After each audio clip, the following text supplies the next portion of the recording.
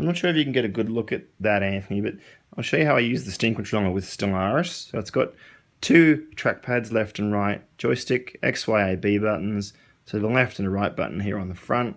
It's got two sets of triggers either side and actually a third trigger underneath here on the left and right. So the way I use it is the joystick sort of moves the map around, so it moves the whole thing around like arrow keys.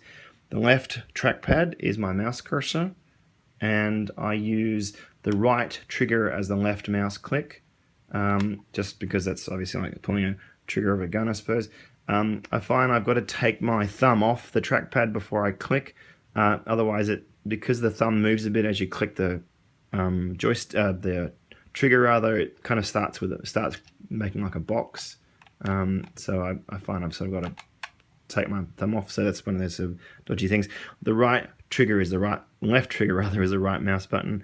The B button I've got is just escape, so when I click on something I just press B and it escapes out or opens the menu, which is kind of easy. X is the galaxy map, which is pretty cool. I use these funky extra triggers down here as zoom, which is cool, so I can get back in there. Okay.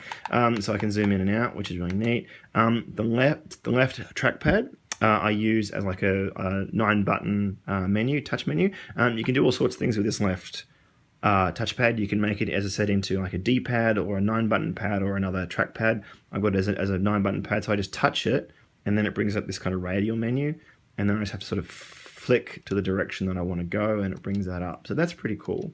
That's a really neat thing.